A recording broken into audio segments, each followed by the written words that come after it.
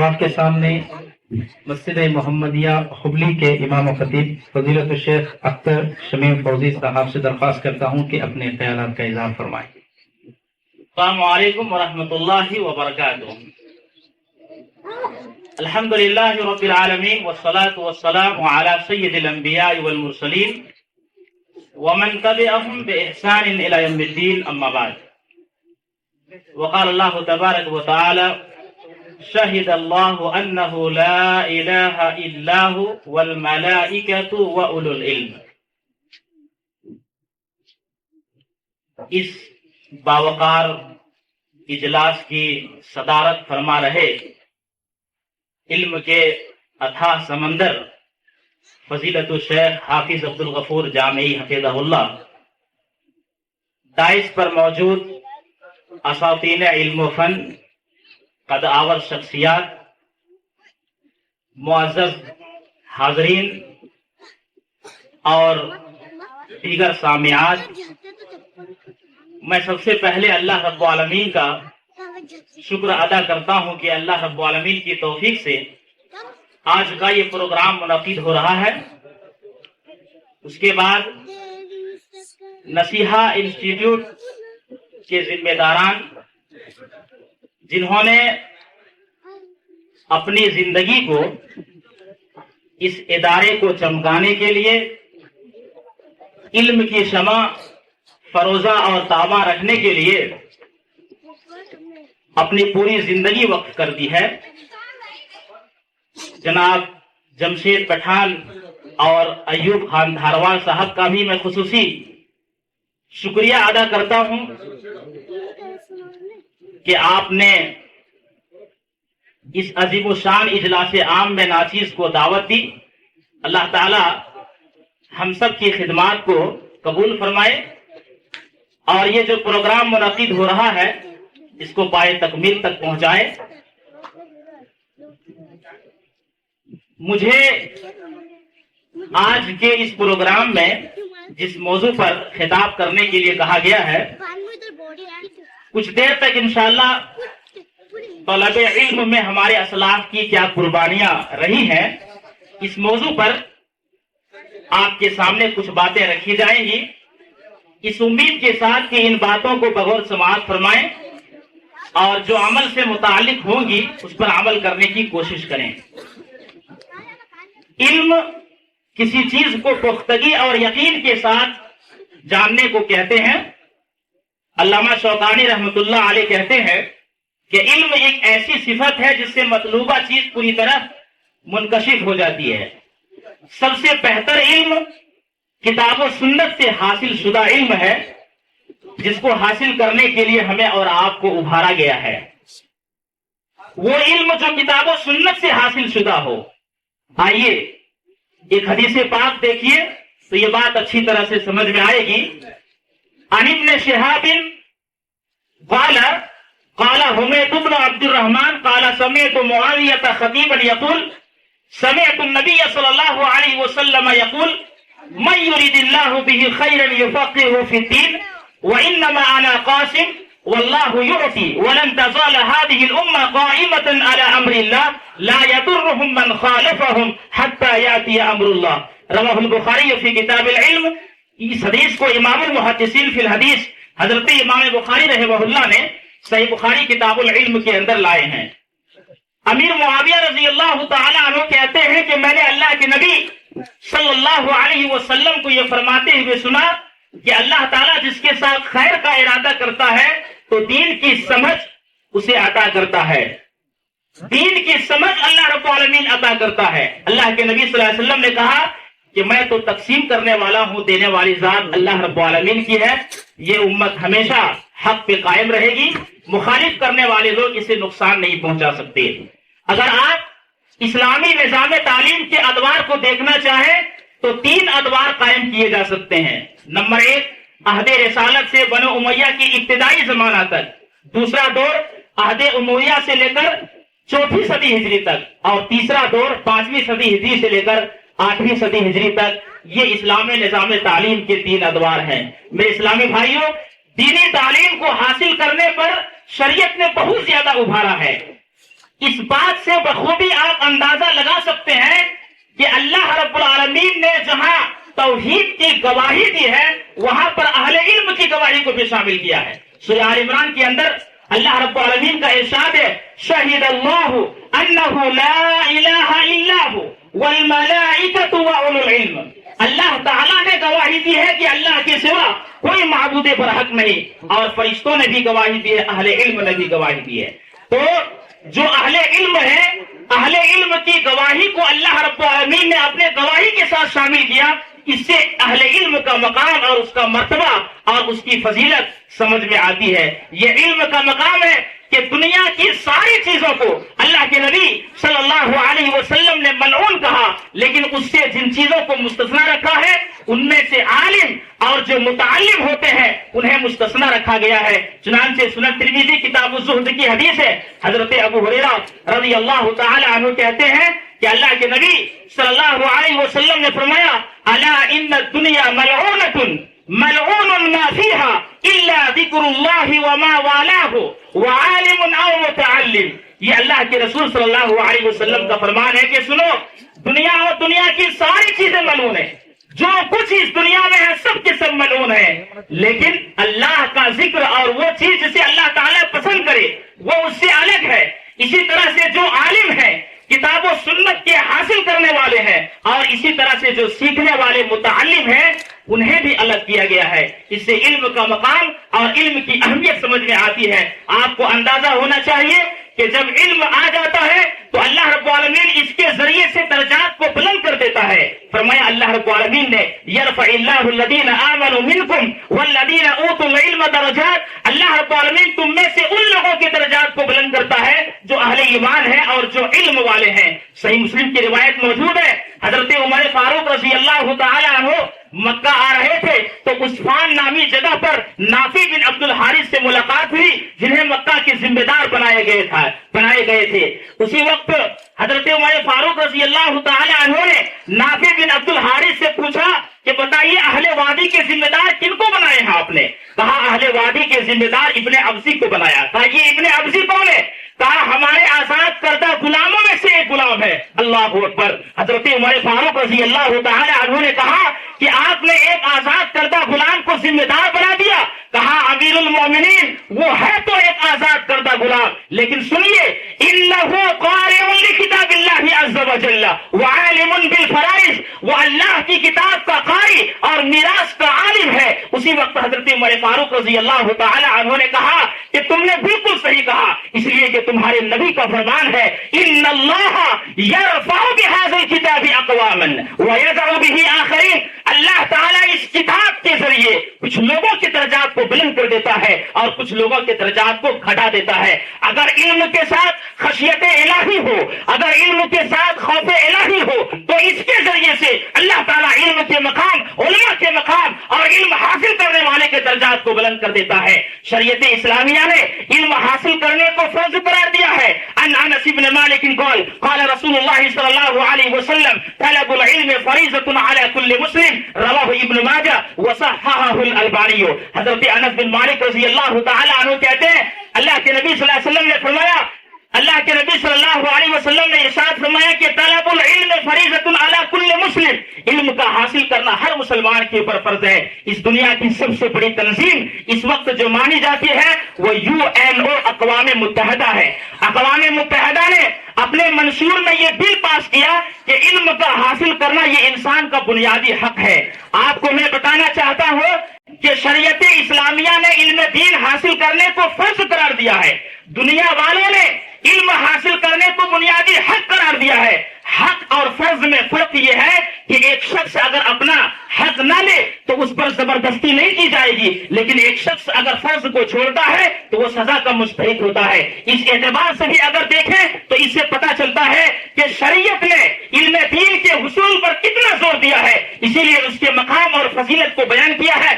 آئیے ایک حدیث پاک ہم آپ کے سامنے پیش کرتے ہیں. ان کثیر ابن قیس قال كنت جالسا مع ابي طردة في مسجد دمشق فجاءه رجل فقال يا ابا طردة اني جئتك من مدينة الرسول सल्लल्लाहु अलैहि वसल्लम लिहदीसिन बलगनी अन्नका तुहद्दिसुहु अन रसूलिल्लाहि सल्लल्लाहु अलैहि वसल्लम मा जीतु लिहाजतिन क़ाला फ़इन्नी समिअतु रसूलल्लाहि सल्लल्लाहु अलैहि वसल्लम यक़ूल मन सलका तरीक़न यतलुबु फ़ीहि इल्मन सलकल्लाहु बिही तरीक़न मिन तुरुक़िल जन्नह व इन्नल मलाइकता लतदउ अजनिहतहा रिदन लितालिबिल इल्म व इन्नल आलिमा लयस्तग़फिरु लहु मन फ़िस समावाति व मन फ़िल अर्द वल हितानु फ़ी जawfil ma wa inna fadla al-alimi ala al-abid ka fadli al-qamari laylat al-badr ala sa'il al-kawakib wa inna al-ulama'a warasatu al-anbiya wa inna al-anbiya lam yuwarrisu dinaran wala dirhama warasu al-ilma faman akhadahu akhadha bihaddin wafir rawahu Abu Dawud fi kitab al-ilm.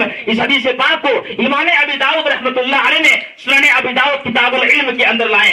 कसीर इब्न कैस कहते हैं कि दिमश्क की एक मस्जिद में अबू दरदा रज़ी अल्लाह तआला अन्हु के साथ में बैठा हुआ था।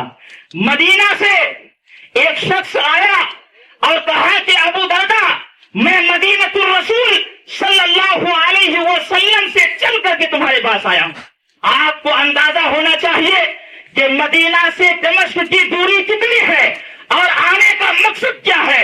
अल्लाहु अकबर। वो शख्स कहता है कि अबू दरदा मैं सिर्फ इसलिए आया हूं लिहदीसिन बलगनी अन्नका तुहद्दिसुहु अन रसूलिल्लाह सल्लल्लाहु अलैहि वसल्लम, सिर्फ एक हदीस के लिए मुझे ये खबर पहुंची है कि वो हदीस आप बराह रास्त अल्लाह के रसूल सल्लल्लाहु अलैहि वसल्लम से बयान करते हैं।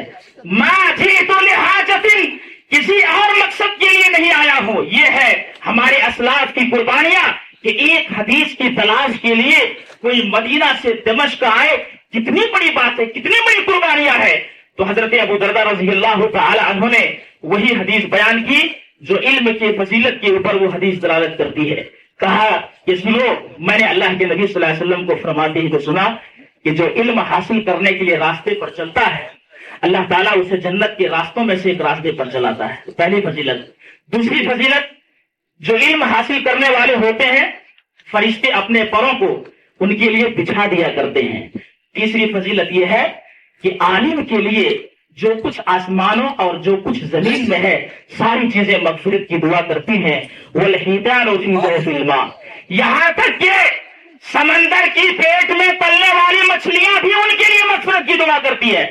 और एक आलिम की फजीलत एक आबिद गुजार बंदे के ऊपर, इबादत गुजार बंदे के ऊपर वैसे ही है जो अल्लाह अल्लाह करता हो, मुत्तकी और परहेजगार हो, उसके ऊपर एक आलिम की फजीलत वैसे ही है जैसे 14वीं रात के चांद की फजीलत तमाम सितारों के ऊपर। ये उलमा अंबिया के वारिस है और अंबिया वरासत में कोई माल नहीं छोड़ते, इल्म को छोड़ जाते हैं। जो जितना ज्यादा इल्म को हासिल करेगा उसी मिकदार में उन्होंने अंबिया के वरासत को हासिल किया।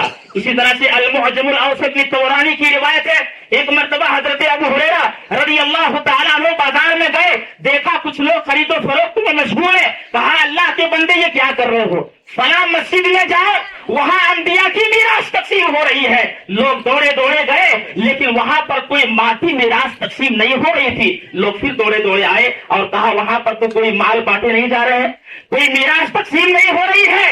उस वक्त हजरत अबू हुरैरा ने कहा कि बताओ तुम लोगों ने देखा क्या मस्जिद में। कहा हल्के बने हुए हैं, लोग हलाल और हराम पर बात कर रहे हैं, हल्के बने हुए हैं, इल्म सीख रहे हैं। कहा अल्लाह के बंदे यही तो है अंबिया की विरासत। याद रखिए ईमान दीन इस्लाम में सबसे बड़ा मकाम रखता है, लेकिन ईमान को समझने के लिए जिस चीज की जरूरत है उसे इल्म कहते हैं। इल्म के बगैर हम ईमान को नहीं समझ सकते, अपने रब की मारिफत हासिल नहीं कर सकते। इसीलिए तो इमामुल मुहद्दिसीन फिल हदीस हजरत इमाम बुखारी रहमतुल्लाह अलैह ने सही बुखारी के अंदर किताबुल ईमान के बाद किताबुल इल्म का चैप्टर लाया है। पता है आपको, चाहते तो इमाम बुखारी रहमतुल्लाह अलैह किताबुल ईमान के बाद नमाज का बयान ला सकते थे, रोजे का बयान ला सकते थे, हज का बयान ला सकते थे, लेकिन उन तमाम चीजों को छोड़ करके इल्म का बयान लाया और बाब बांधा बाबुन अल इल्म क़ब्ल अल क़ौल वल अमल। इल्म का हासिल करना कौल और अमल से पहले।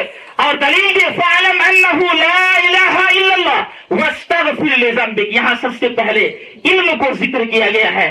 तो इल्म ये मकाम है कि जिसके जरिए से हम अपने रब को पहचान सकते हैं। इन्हीं अहमियतों और फजीलतों की बुनियाद पर हमारे जो असलाफ थे उन्होंने बड़ी कुर्बानियां दी हैं, उन्होंने खाक छाने हैं, बहरों पर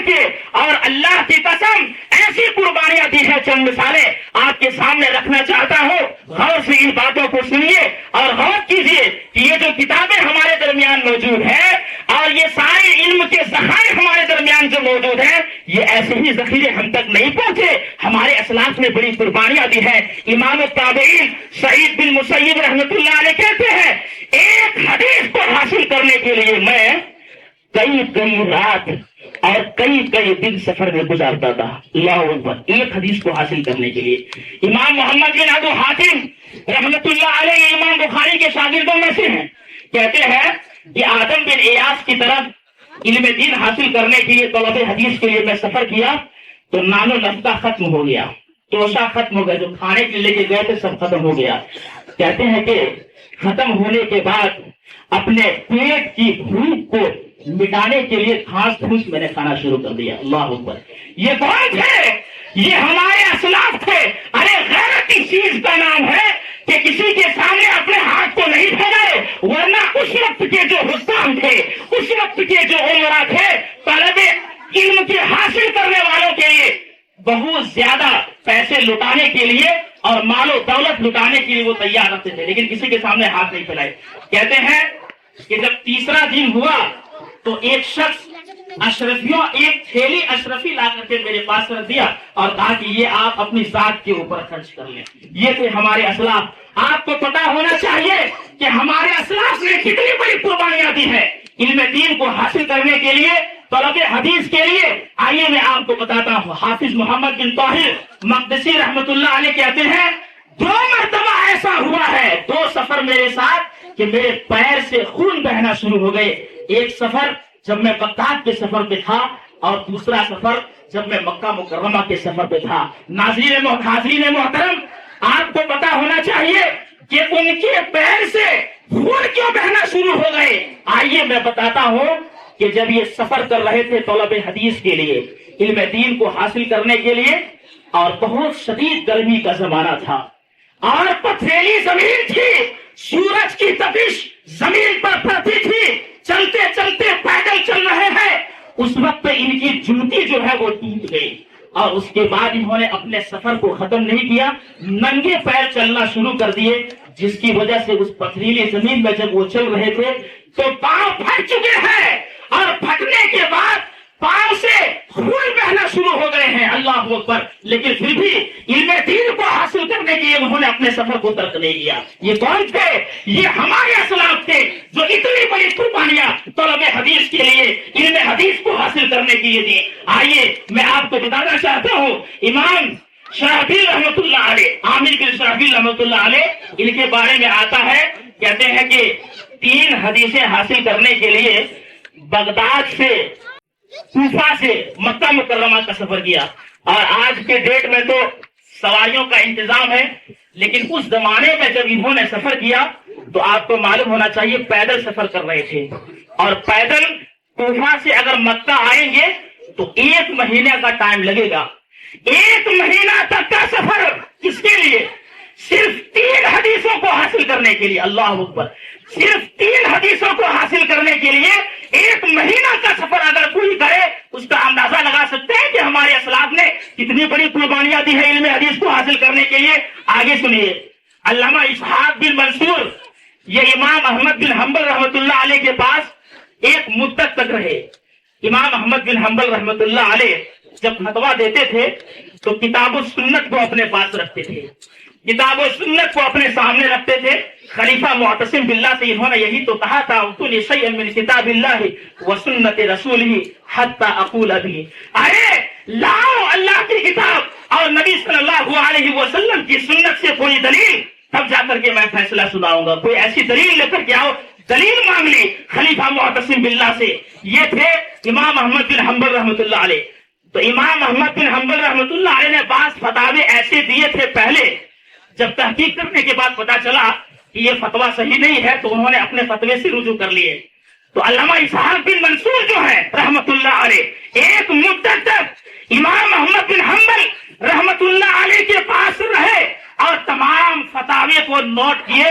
یہ نیشا پور کے رہنے والے یہاں سے چلے جاتے ہیں واپس نیشا پور، اور اس کے بعد میں جب پتا چلتا ہے کہ امام احمد بن حنبل رحمۃ اللہ علیہ نے کئی فتووں سے رجوع کر لیا ہے، اس وقت نیشا پور میں جو بھی چیزیں انہوں نے نوٹ کیے تھے اور کتابیں سب ایک گٹھری میں باندھتے ہیں اپنے پیٹھ پر لاتے ہیں اور پیدل نیشا پور سے بغداد تشریف لے آئے. یہ تھے ہمارے اسلاف. آئے امام احمد بن حنبل رحمۃ اللہ علیہ کے پاس اور کہا پہلے آپ نے یہ فتویٰ دیا تھا, اب آپ کا فتویٰ کیا. کہا کہ جی ہاں, تحقیقی بات معلوم چلا ہے کہ یہ صحیح ہے, لہذا میں نے ان سے رجوع کیا. پھر اس کے بعد سب کو نوٹ کیا اور واپس نیشا پور چلے گئے. اتنی بڑی قربانیاں. اور میں سنانا چاہتا ہوں, تھوڑا سا وقت اور لوں گا معذرت کے ساتھ.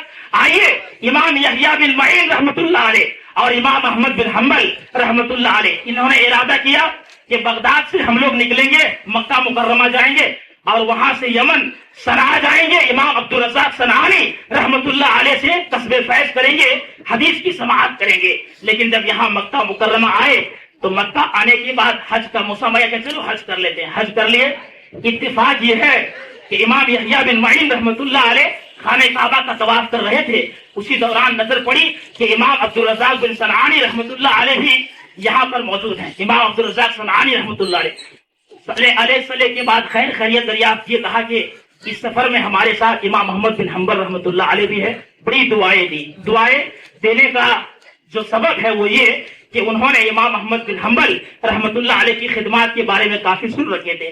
اس کے بعد امام یحییٰ بن معین رحمۃ اللہ علیہ دوڑے ڈیرے پر آئے اور امام احمد بن حنبل رحمۃ اللہ علیہ سے کہا کہ ہم لوگ صنعاء جانا چاہتے تھے. امام عبدالرزاق صنعانی رحمۃ اللہ علیہ یہیں پر موجود ہیں, چلتے ہیں یہیں پر ان سے حدیث کی سماعت کر لیتے ہیں. کہا کہ نہیں, میں نے بغداد میں رہتے ہوئے نیت کی تھی کہ وہاں جاؤں گا اور سنوں گا, لہذا میں وہیں پر جاؤں گا. لہذا یہ صنعاء گئے اور وہاں پر حدیثوں کی سماعت کی. اور اس کے بعد اسی دوران امام احمد بن حنبل رحمت اللہ علیہ کا توسہ ختم ہو جاتا ہے, محنت مزدوری کرتے ہیں. امام عبدالرزاق صنعانی رحمت اللہ علیہ نے آفر دیا کہ یہ لے لو یہ لے لو, لیکن اپنے ہاتھ کو نہیں پھیلائے. اللہ کی قسم محنت و مزدوری کرنے کے بعد انہوں نے علم حدیث کو حاصل کیا, حدیث کی سماعت کی. آپ کو معلوم ہونا چاہیے ہمارے اسلاف نے علم حدیث کو حاصل کرنے کے لیے, علم دین کو حاصل کرنے کے لیے کتنے زیادہ خرچ کیے ہیں. امام عبداللہ بن مبارک رحمت اللہ علیہ نے 40,000 درہم صرف طلب حدیث کے لیے خرچ کر دیا. اللہ اکبر. اسی طرح سے امام یحییٰ بن معین رحمت اللہ علیہ کے بارے میں آتا ہے کہ اپنے گھر کے سارے اثاثے کو, اپنے گھر کے سارے سامان کو ایک ایک کر کے بیچ کر کے 1,50,00,000 درہم تک پہنچا دیے. ان کے پیر میں جوتے نہیں تھے, ننگے پیر چلا کرتے تھے. اتنی بڑی قربانیاں دی ہیں. امام خطیب بغدادی رحمت اللہ علیہ نے 2 کروڑ دینار طلب حدیث کے لیے, علم کو حاصل کرنے کے لیے خرچ کیا. ارے امام مالک رحمت اللہ علیہ کو کون نہیں جانتا. امام بخاری کا فیصلہ ہے کہ سب سے زیادہ صحیح سند مالک النافع عن ابن عمر, سب سے زیادہ صحیح سند یہی امام مالک رحمت اللہ علیہ ہے. غربت نے علم دین کو حاصل کرنے سے روکنے کی کوشش کی, لیکن امام مالک رحمت اللہ علیہ نے اپنے گھر کی کڑیاں بیچ دی, لیکن پھر بھی علم دین کو حاصل کرنے سے باز نہیں رہے اور اپنا ارادہ ترک نہیں کیا. یہ ساری محنتیں, یہ ساری کاوشیں ہمارے اسلاف کی ہیں, ہمارے اسلاف کی قربانیاں ہیں. اسی لیے آج یہ علم مدون ہو کر کے ہمارے سامنے موجود ہے. لیکن ہم آئی پیڈ میں, لیپ ٹاپ میں, موبائل میں یہ ساری چیزیں PDF میں پڑھتے ہیں تو ہمیں اہمیت کا اندازہ نہیں ہوتا کہ کتنی بڑی قربانیاں دی ہیں. یہ تھے ہمارے اسلاف. اس سلسلے میں باتیں تو بہت کہی جا سکتی ہیں, لیکن میرا وقت ختم ہو چکا ہے. میں اللہ رب العالمین سے دعا کرتا ہوں کہ رب العالمین ہم سب کو کتاب اللہ اور سنت رسول پر عمل کرنے کی توفیق عطا فرما. یا اللہ رب العالمین یہ جو پروگرام رچایا گیا ہے اس کو پائے تکمیل تک پہنچائے. جنہوں نے بھی اس میں جس قدر حصہ لیا ہے یا اللہ رب العالمین ان کی حسنات کو قبول فرمائے. آمین. وآخر دعوانا الحمدللہ رب العالمین.